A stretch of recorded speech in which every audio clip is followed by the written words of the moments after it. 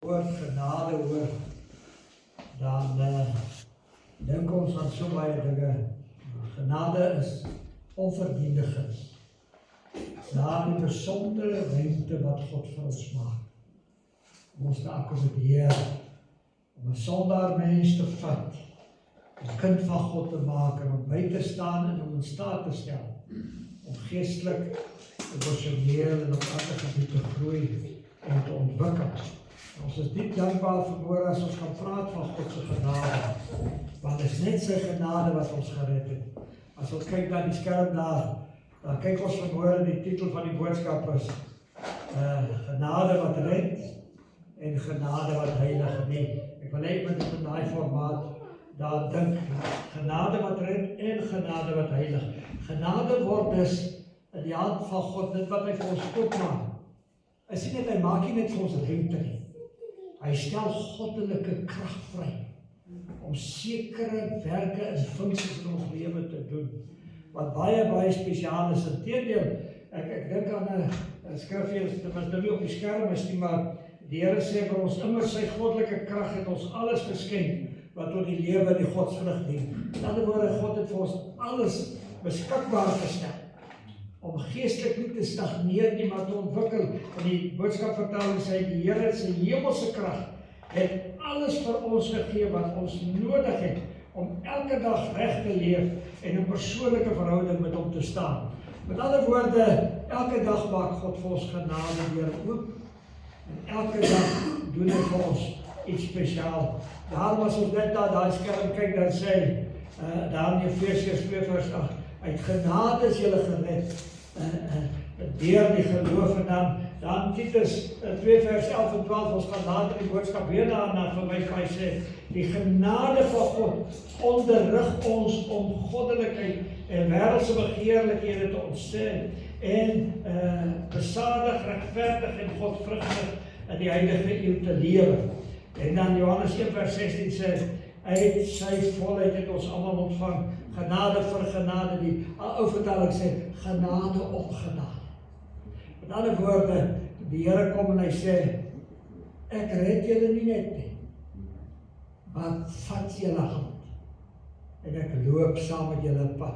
Nou in die tyd waarin ons leef, het ons 'n situasie gekry wat een teksvers vir mense partymal 'n probleem geword het, want dit het 'n geestelike en teologiese konflik by ons gebring, want Hebreërs 2:14 sê, jaag die vrede na met almal en die heiligmaking, waarsonder niemand die Here sal sien. Jaag die vrede na met almal en die heiligmaking, waarsonder niemand God sal sien nie. Dan dink ek 'n besonder aan die een van die grootste misverstande wat ons met heiligmaking het, is dat mense soms en ons het vandag soveel as moontlik van die boodskap op die skerm, sodat u elke stelling wat ek maak kan volg as waar in die skrifte. Ek sê een van die grootste misverstande in die Christelike lewe is die verhouding tussen genade en heiligmaking. Dis twee terme wat baie mense moeilik het om te verstaan. Sommige glo dat ons deur heilige lewe gered word. Met ander woorde, as ons net metodiese klomp reëls daarvolg, dan word ons gered. As ons net goed leef, 'n mooi lewe, ek het al so baie maal gehoor, as ouens my kom sien om iemand te begrawe, wat nie die Here gedien het nie, maar dan kom hulle by my en sê, hy was 'n goeie mens. Hy het nie gefouteer nie. Hy het reg geleef, hy het altyd goed gedoen aan alle mense, maar weet jy, dit red jou nie. Dit red jou nie. Maar dit het sy plek en ek gaan daarby kom. Sommige glo weer dat ons deur heilige lewe gered word, ander glo dat omdat ons uit genade gered is, dit nie meer saak maak hoe ons lewe nie. Nou die Bybel praat ook van sulke mense, julle sal hulle raak lees in die Bybel, hulle noem hulle die Nikolaïte. As jy nog nie van daai ouens gehoor het, jy gaan soek dit op. Hulle is daar. Hulle kom en dan sê, daar's vandag tog ouens wat so glo, eens gered, altyd gered. Met ander woorde, jy is 'n kind van die Here en jy kan nooit jou redding verloor. Maar ek het vir jou 'n surprise. Daar kan kom dat jy dit kan verloor. Baie ons sê, ag nee, wat, en ek het eendag gehoor, hy sê, as jy sonde gedoen het, daar die skrif sê, as ons ons sonde bely, hy is getrou en regverdig om ons die sonde te vergewe, en van alle ongeregtigheid te reinig. Hy sê, as jy nou gered is, jy is kind van die Here, dan is die genade van die Here soos 'n uitveer, die al agter jou lewe, as alles wat jy verkeerd gedoen het, vee uit. Dit is so dwaling as wat jy kan kry. En hulle probeer dit teologies reg sien, maar nou kom hy, die Bybel leer nie hierdie twee uiterstes nie. Die evangelie verkondig vir ons, daar staan dit in boukletters, genade wat red, en genade wat heilig. En ek wil dit met julle deel, genade wat my van sondes verlos, is dieselfde genade, dieselfde krag wat God in my lewe vrystel, wat my daagliks verander om meer soos Jesus te word. En daarom is dit belangrik as ons daar ons eerste opskrif kyk daar. Ek wil net so 'n bietjie kyk om te sê, genade red die sondige. Efesiërs 2 vers 8 en 9. Kom en hy stel dit vir ons so duidelik. Hy sê, want uit genade is julle gered, deur die geloof en nie uit julleself nie. Hierdie redding, is 'n gawe van God. En nou kom hy sê nie uit werke nie, sodat niemand mag roem nie. Ons redding is dus uitsluitlik God se werk. Iemand sê, ek het die Here gesoek, as hy so. Die Here het jou gesoek. Hy het jou gevind. Hy het jou met sy woord dadig getrek. Hy sê, genade is julle gered. Jy is nie hier sommer net vandag. Jy is hier omdat God met jou lewe inplan het. En omdat hy uit genade by jou kom stilstaan het. En hy jou kom red. En hy jou bewus gemaak van jou verlore, sondige toestand. En jy het by die punt gekom waar jy besef, maar ek kan myself nie red nie. My goeie werke kan my nie red nie. Ons redding is uitsluitlik God se werk. Daarom kan ons sê, ek word nie gered deur goeie werke nie. Nie deur godsdienst nie. Baie ons dink, maar ek behoort aan 'n kerk. Dit red nie. Want in al die kerke is die kinders van die Here. So 'n kerkorganisasie is belangrik ten opsigte van jou geestelike toerusting, ten opsigte van bywoning en versterking van mekaar te ondersteun, maar 'n kerk kan jou nie red nie, jou teologiese uitsprake kan jou nie red nie. 'n Kerk bywoning kan jou nie red nie, alhoewel die Bybel vir ons selfs moet gehoorsaam wees, moenie die onderlinge byeenkomste nalat so sommige die gewoonte het nie. Met ander woorde, ek gaan nie kerk toe om te sê ek het nou 'n puntestelsel. Jy weet, as jy reg, en dan sê, okay, die ou 80% kerk bywoning gaan, hy is nie. Maar as hy onder 30%, nee, hy gaan nie. Nee, kerk bywoning kan my nie red nie, maar kerk bywoning is 'n geestelike plig. Ek wil net iemand die goed mooi verstaan, wat as die Bybel sekere stelling maak. En dan, nie deur my eie pogings nie, my eie pogings kan my nie red nie. Ek kan nie iets doen om die ewige lewe te kry nie. God het alles voltooi aan die kruis van Golgotha. Daarom sê hy,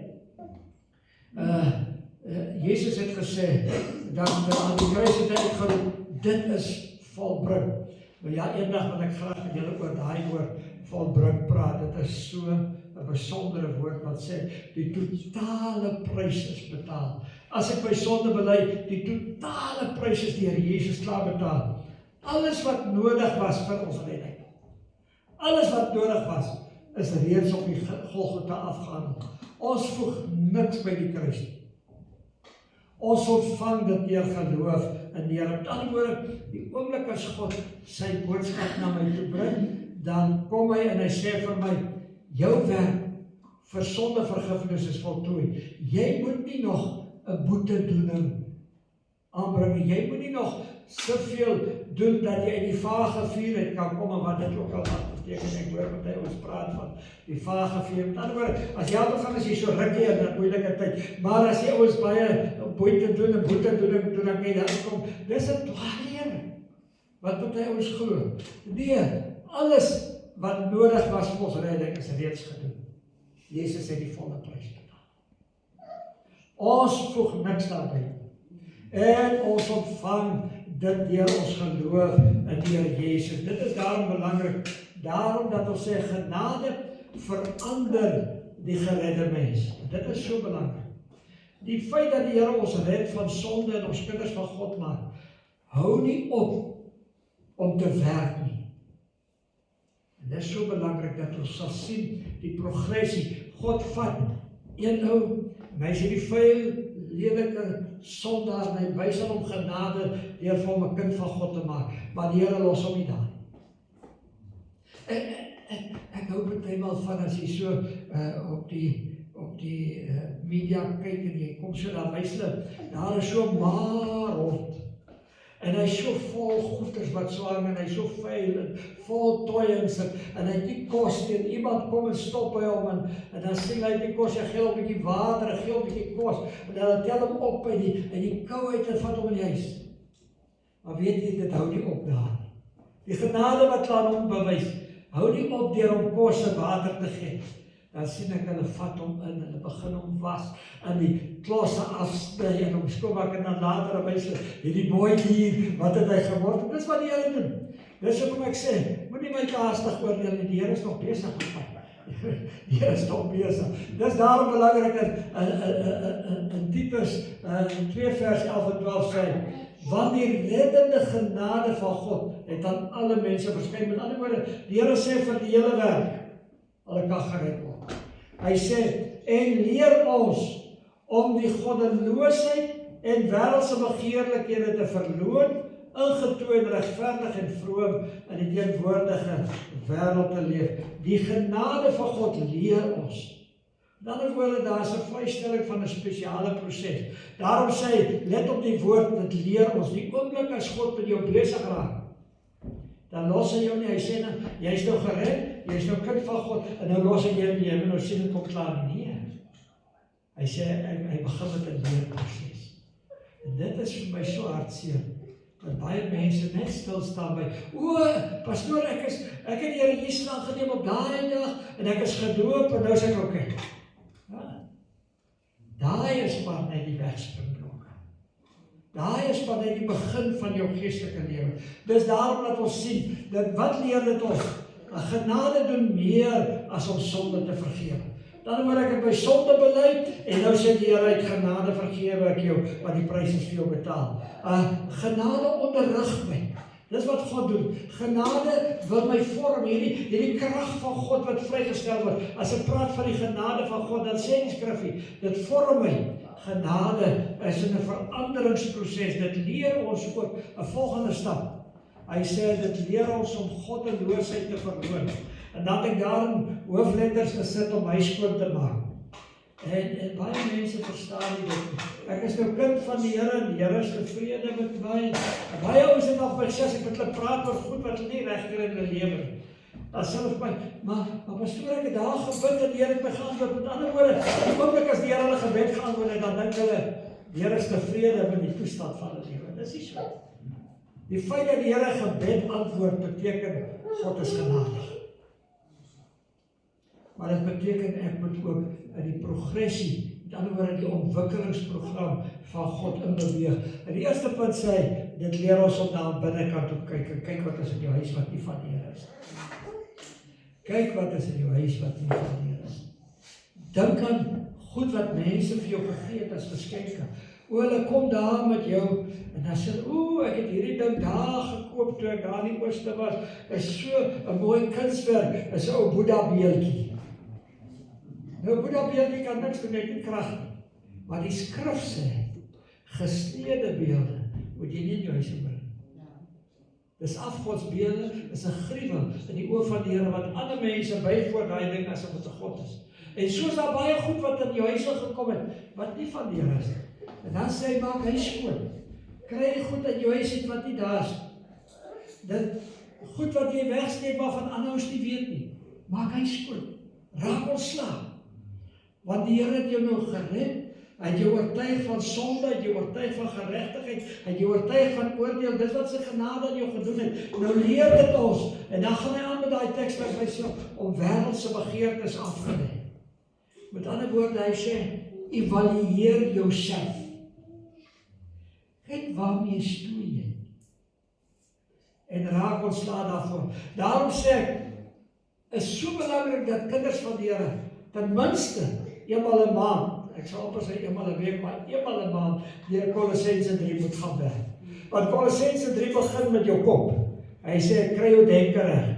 Dan sê hy, maak dood dit wat nie van die Here is nie. En lê af dit wat nie van die Here is nie. En beklee jouself met 'n nuwe mens. Met ander woorde, hy praat oor jou geestelike verantwoordelikheid, wat jy met die genade wat God na jou toe gebring het moet doen. As ons staan nie buite en praat van die lieflike karre wat hier is, en die karre se kwaliteite en goeders. Maar het ek die mooiste kar en die beste kar in my motorhuis. En ek sê, ek sukkel so om by die winkels te kom so ver. Wat doen jy? Nee, ek loop elke dag, maar jy het 'n kar, hoekom ry jy hom nie? Nee, maar ek spaar hom so 'n bietjie. Jy moet God se genade spaar. Dis so oorvloedig, jy kan dit nooit opgebring. Jy kan dit nooit opgebring. Die genade leer ons om die wêreldse begeertes af te lê. Die Here wil jou help om ontslae te raak met van dit wat jy stoei mee. Hy stel krag vry solank jy, sodra jy dit begin daaroor bid en erken. Die punt is dus, ek moet 'n gebed voor die Here kniel en sê, Here, wat van die ding en daai ding? Leer om nie net te bid en te sê, Here, as ek vandag gesondig het, help my nie. Jy weet wat jy gaan. Noem by sy naam. Sê vir die Here, Here, ek sukkel met hierdie ding. Ek sukkel met 'n Hebreë of ek sukkel met my woordeskat. Hy ouens sukkel so met woordeskat. Ek praat nie nou van Engels en Afrikaans meng nie. Ek praat nou met daai woordeskat wat uitkom as jy dalk jou deibrand geslaan het of so iets. Ek het eendag iemand gehoor, ek het maar geleer om halleluja te sê as iets gebeur. Want dis die veiligste woord, want halleluja beteken prys die Here. Here, ten spyte van wat nou net met hierdie duim gebeur het, prys die naam, hy sal my hierdeur help. En dan sê hy om nugter, regverdig en godvrugtig te lewe. Nou nugter kan baie dinge beteken, met 'n oop kop te dink, maar nugter kan ook beteken dat jy sekere Weskaapse produkte nie moet gebruik of oorvloedig moet gebruik. Julle ken mos die Weskaap, julle is mos iets. Hulle het my vertel, toe ek Weskaap toe kom, jy moet nou baie versigtig wees. Die manne drink nie almal koud.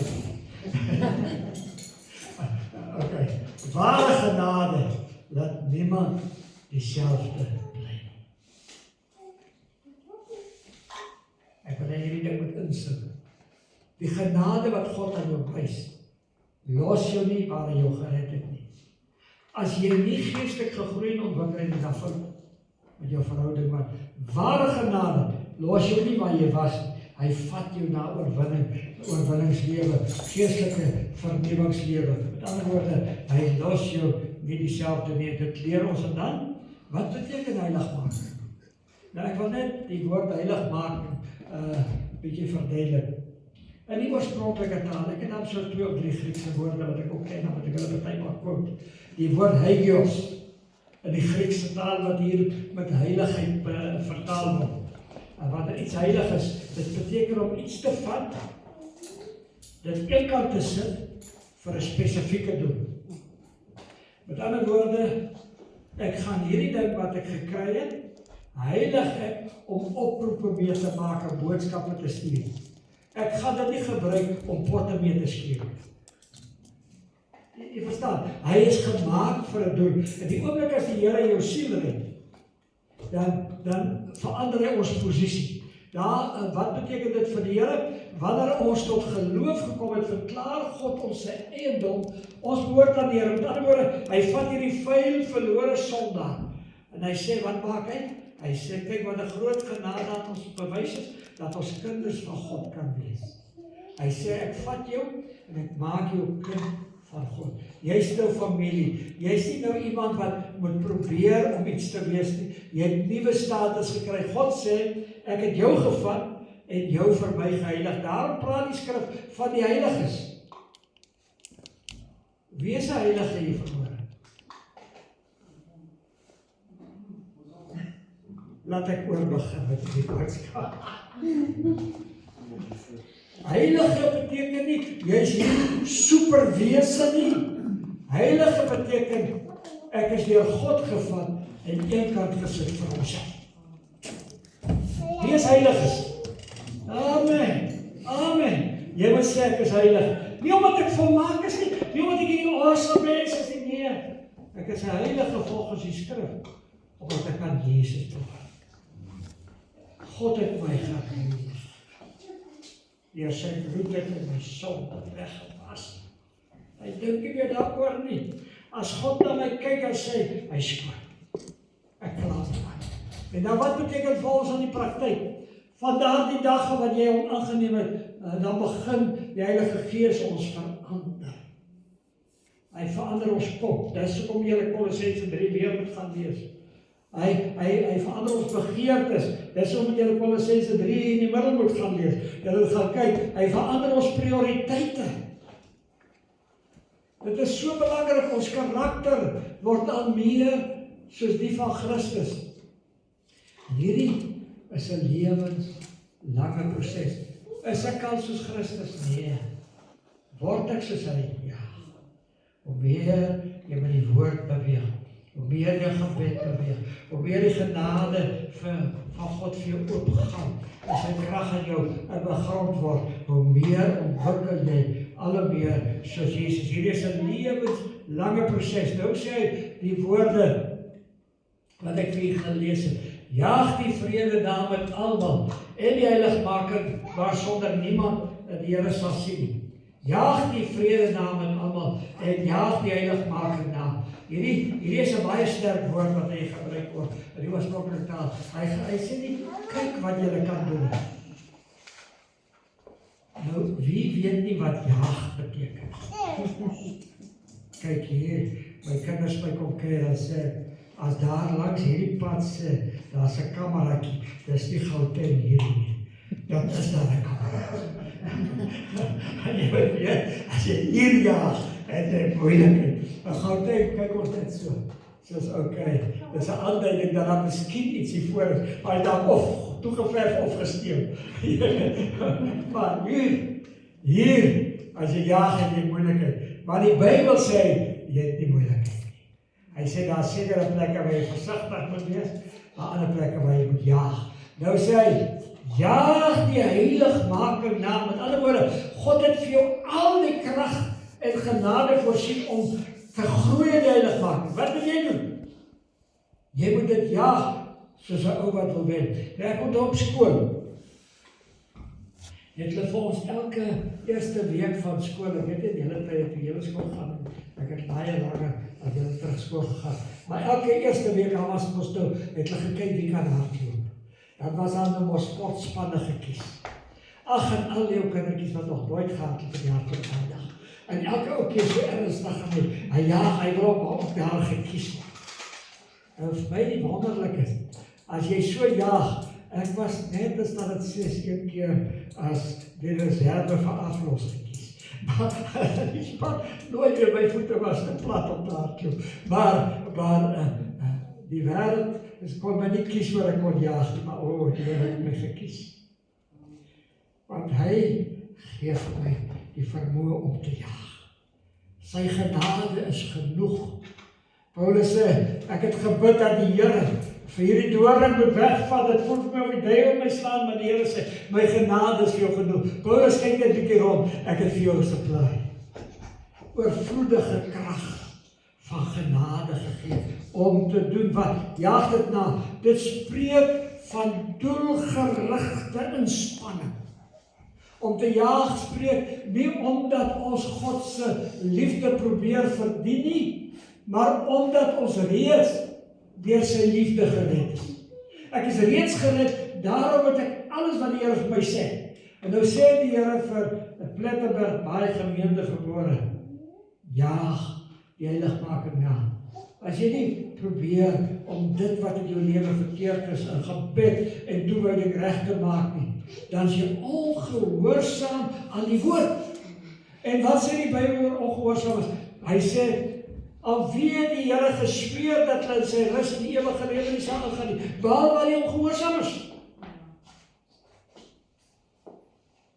Moenie die sonde van ongehoorsaamheid doen nie, maar sê ek gaan werk om my lewe reg te kry volgens God se plan.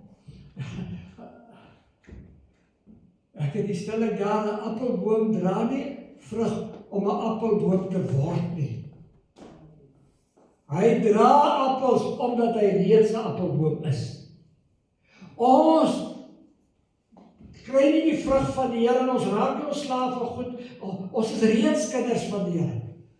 Daarom leef die Christen heilig omdat hy reeds aan Christus behoort. Dit is so belangrik dat hierdie stelling vir ons waar moet wees. Hoekom leef jy so eendag? Jy sal daar gebeur natuurlik, ek het baie ons kom tot bekeer en sê vir my, pastoor, wat nou van die wêreld? Ek sê maar nie waar nie. Die ouens wat na jou leef, wat jy mee saam geleef het en dinge aangevang het, sal of deur jou lewe beïnvloed word om op die Here te vind, of hulle gaan van die afval net so dooie blare van 'n boom afval. En dis verbasend as jy kind van die Here word. Jy soek dit nie, maar omdat jy soos Jesus wil word, kry jy 'n nuwe vriende. Dis so waar. Dis so waar. Hulle verander outomaties deur dit wat hulle in jou lewe sien. Waar sonder, hy sê, waar sonder niemand die Here sal sien nie. Daar in Hebreërs 12 vers 14 sê, jaag die heiligmaking na waar sonder niemand die Here sal sien nie. En dit is baie belangrik dat ons hierdie paar stellings sal kyk.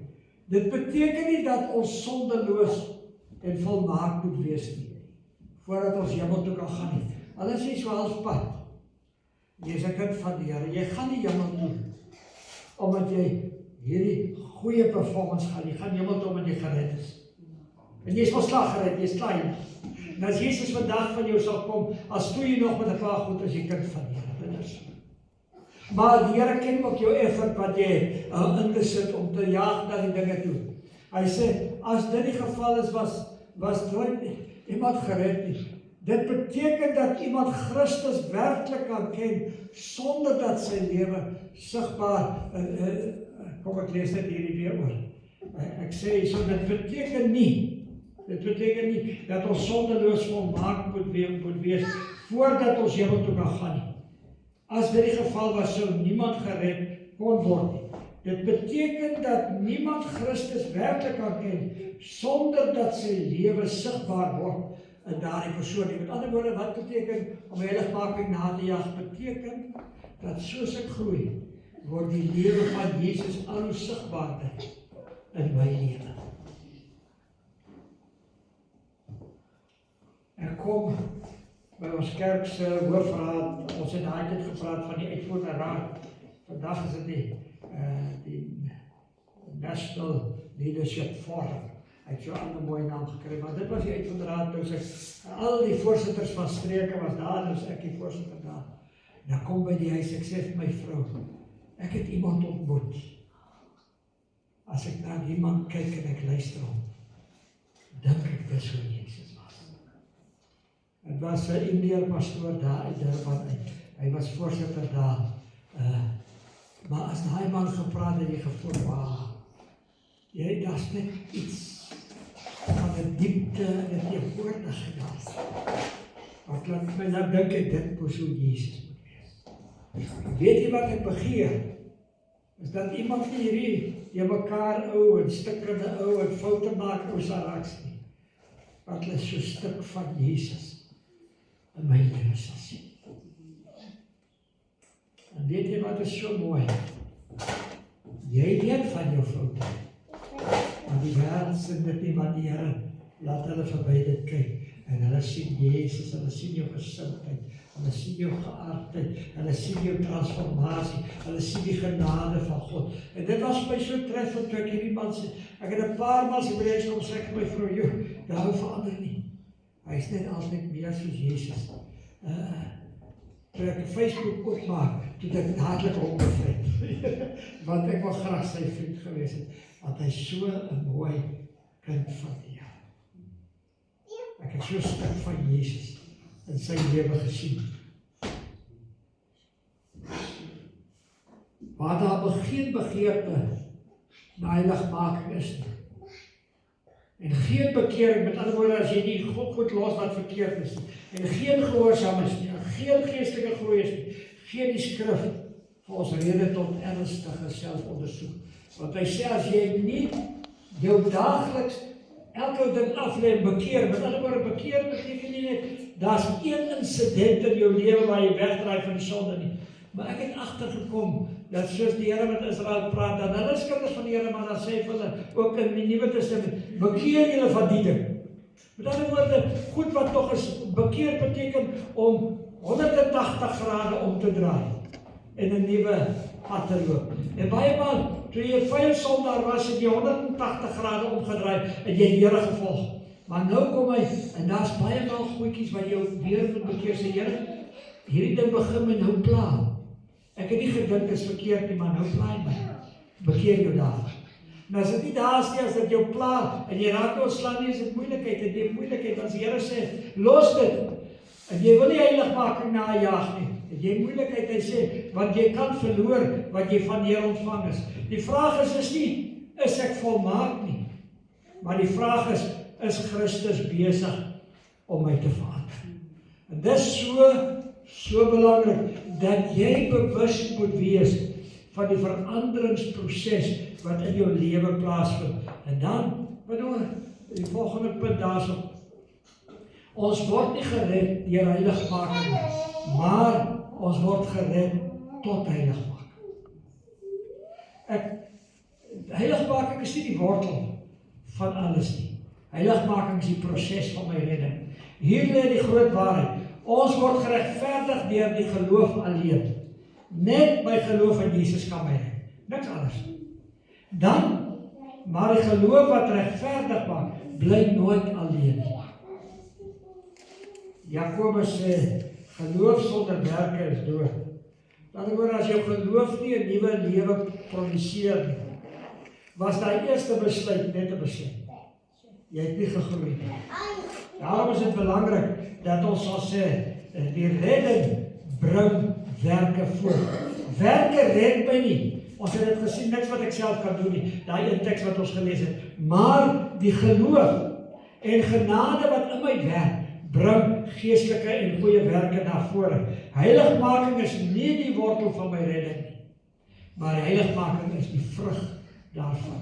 Daarom sal jy kom, moenie by my kom en sê, ag, daar in die kerk is so skyn heilig. Ek het daai storie al baie gehoor, as jy met 'n sondaar na buite praat, dan sê hy my, daai klop in die kerk is so skyn, want ek ken daai besigheidsspan, hy doen nog dit, en ek ken daai, elke ou in die kerk is op 'n ander plek in sy lewensproses van heiligmaking. Ek wil dit weer sê, elke ou in die kerk is nie op dieselfde posisie van heiligmaking. Elke ou loop 'n pad by die Here. Hy stap jong gered, hy nog ver loop. As 'n ander wat lankal op die pad is, wat al ver geontwikkel het, dan wil jy terugkyk en sê, jy is slegte lot, kyk na my oulik is ek nie. Nee, ek is wie ek is, net uit genade. Op genade. Op genade. Ek het dan vir die Here gesê, Here, ek is so jammer dat jy so met my moet sukkel. Die Here sukkel party mamma met my, maar dis baie sy geld. As ek so 'n bietjie stoei, veral weer ek is so dankbaar vir Plet. Ons het sulke lieflike teksies hier so. As jy na Gauteng is, toets dit jou heiligmaking vat waar jy wegtrek by die huis, tot daar waar jy opdraai, en die huisbereik toets dit jou weer.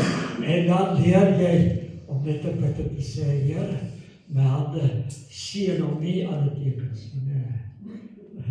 En dan het ek iemand wat met my baie sukkel, hy's baie moeilik, en dan kyk ek om so, en ek lig my hand op. Ek wou vir hom iets sê, ek sê, ag, kies maar 'n vinger. Ek gaan hom nie self kies nie. Ek was daai dag so sterk, maar ek wil vir hom wys. Toe dacht ek, Here, ek ben van nie gemaakt. Hy mag self kies waar hy staan met nie. Ek gaan nie vir hom kies nie. Dit is so moeilik. Partymal, kies ek het moes baie gesukkel, wat die Here vir my moes vat. Ons het groot geword. Ek was nie 'n breiser opgekrap. Maar weet jy, ek was so jonk op die pad van die Here. Toe het hy met my begin werk oor die meer.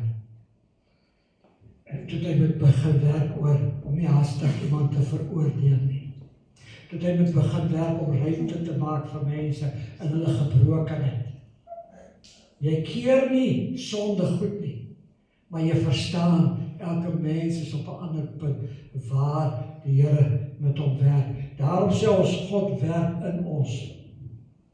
Hy sê Filippense 2 vers 12 en 13 sê, daarom my geliefdes, soos julle altyd gehoorsaam gewees het, nie my teenwoordigheid alleen nie, maar baie meer nou my afwesigheid, werk julle eie heil uit met vrees en bewe. Met ander woorde, werk saam met die genade van God. Moenie stil staan nie, groei self. Die Here hou jou verantwoordelik vir dit wat jy weet en dit waarmee jy werk en die oortuiging wat hy in jou lewe gee. As jy nie self daar werk, het jy moeilikheid. Nou sê, werk jou eie heil uit met vrees en bewe. Want dit is God wat in julle werk om te wil, sowel as om te werk na sy welbehae. Dit wat jy voel jy moet verander, is God wat vir jou sê, ek het vir jou genade gegee om hierdie ding te oorwin. Ek het vir jou genade gegee om daai ding te oorwin. Partymal moet jy 'n hele transformasie van lewe doen. Jy moet totaal wegbeweeg van dit wat jy geken het en so. Daarom sê hy, werk dit jou eie heiligheid met vrees en bewe, want dit is God wat in julle werk. God vra nie dat ons tot ons eie krag moet heilig word nie. Hy voorsien vir ons die krag, maar die Heilige Gees is daar om ons by te staan in die ontwikkeling. Ons onderwerp onsself aan hom. Hy verander ons van binne. Dis daarom so belangrik dat die volgende punt sê, God se doel met ons redding, Romeine 8 vers 29. Want die wat jy tevore geken het, die het hy ook van tevore geordineer om gelykvormig te wees aan die beeld van sy seun, sodat hy die eerstgeborene kan word onder baie broeders. Nou hierdie ou Afrikaans is soms 'n bietjie moeilik. Maar wat dit sê, toe die Here jou gered het, het hy gesê, ek wil jou maak soos Jesus. Ek het vir jou alles beskikbaar gestel, dat jy kan word soos Jesus. En dis wat ek net nog gesê het. Romeine leer ons dat God ons bestem het om aan die beeld van sy seun gelykvormig te word. Met ander woorde, elke dag wat jy sê, hoe sou Jesus dit doen? Wat sou Jesus sê? Hoe sou hy die ding hanteer? En Jesus het nie altyd net kalm, alles is alright, nee, hy het partymal ernstig opgetree. Toe aan 'n klomp ouens met klomp nonsens by hom op te sê vir hulle, julle wit gepleisterde grafte met doodsbedere in, toe hulle vir hom kom lieg en dinge wat doen gaan soek daai skrif, dis 'n ding aan daai. Jy het met ander woorde al wat die Bybel sê. Leer hoe hanteer Jesus sonde, hoe hanteer hy moeilike mense en hoe hanteer hy mense gebrokenheid en behoeftes en so. Met ander woorde, hy red ons uit die mag van sonde. En hy red ons van die straf van sonde. En eendag sal hy ons red van die teenwoordigheid van sonde. Is dit nie pragtig nie? Kom ons lees dit weer. Hy red ons nie net van die straf van sonde nie. Die oomblik as 'n kind van God word, dan spreek ons vry en ons kry die ewige lewe. Die straf van sonde is om hel toe te gaan. Tweedens, red ons uit die mag van sonde. Hy sê jy hoef nie sondaar te bly nie. Ek hoor baie mense sê, ag, ek is maar 'n sondaar, Here. En so, nee, ek was 'n sondaar, gered uit genade. Ek is nou kind van God. Hou op om jouself so hopeloos te stel. Ek is maar onwaardig, Here. Die oomblik as jy dit sê, dan sê vir die Here, hy weet nie wat hy doen nie, want die Here het jou waardig genoeg geag om jou seun te red. Al wat jy kan sê, dankie Here, dat ek waardig genoeg was dat U my gered het. Nie omdat ek goed is, nie omdat ek mooi is, maar omdat U genade het en U dit vir my gegee het. Dit is so belangrik. Daarom, dit is die volheid van sy genade wat ons vashou. Daarom sê Hebreërs, kom hy in die slotgedagte, is nie 'n dreigement nie, dis 'n uitnodiging. God roep ons op die pad van heiligmaking te bewandel. Nie om sy kinders te word nie, maar omdat ons sy kinders is. Daarom kan ons met vrymoedigheid sê, ons word nie gered deur heiligmaking nie, ons word gered tot heiligmaking. U is kind van die Here, en jy mag nie vanmôre hierdie kerk verlaat en sê, ag die pastoor, ek gaan nooit daarby kom nie, nee, jy's gered. En die Here sê vir jou, as jy krag nodig het, tot hy het meer nodig, ander minder, maar daar's genoeg deur sy genade. Die bewys van ware redding is nie sondelose volmaaktheid nie, maar is 'n lewe wat al meer aan Jesus gelykvormig word. Die evangelie is groter as vergifnis alleen. Die dag met Goeie Vrydag het ek vir julle gesê, dis vergifnis en verlossing. Is meer as dit. Dis ook genade wat jou laat groei. Dit is die krag van God wat 'n sondaar red, 'n kind van God maak. Daardie kind verander hom heilig en uiteindelik in die heerlikheid van die Here te bring in die ewige lewe. Daarom verkondig ons nie net genade wat red nie, ons verkondig ook genade wat heilig.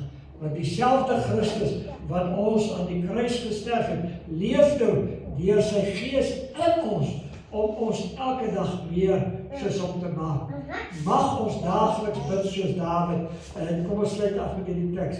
Laat die woorde van my mond en die oordeenking van my hart welbehaaglik wees voor die aangesig. O Here, my rots en my verlosser. Vanmôre bid ons dit, Here. Ek het genade ontvang. Mag ek transformeer teen die tempel wat U weet wat ek kan.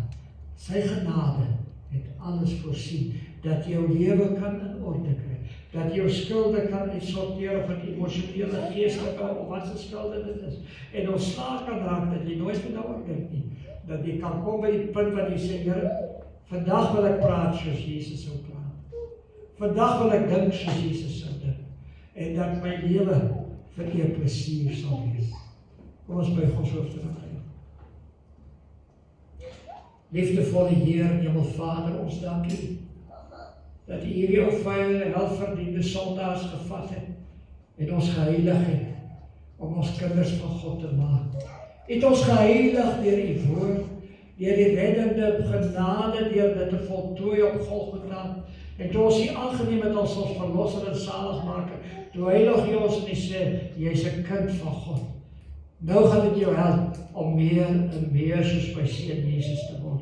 Here, dankie vir die kosbare genade wat U elke dag aan ons bewys. Help ons, Here, dat ons die woorde van ons mond en die oordeenking van ons gedagtes welbehaaglik wees voor U aangesig. Dat elke dag se groeiproses 'n voltooide proses sal wees en dat ons die einde van die dag die mylpaal sal bereik wat U wou gehad het, ons moes daardie dag bereik. Here, partymal kom die woord wie sê, ag, dit louter vreugde, wanneer ons in allerlei versoekinge kom. Partydag, daar is dit moeilik, want die versoekinge kom, dan sien ons as ons terugkyk, dis waar God ons geleer het, om nuwe oorwinnings te behaal, om nuwe krag te kry, hoe hy ons geestelike spiere geoefen het, om sterk te staan teen versoekings en verkeerde dinge in ons lewe.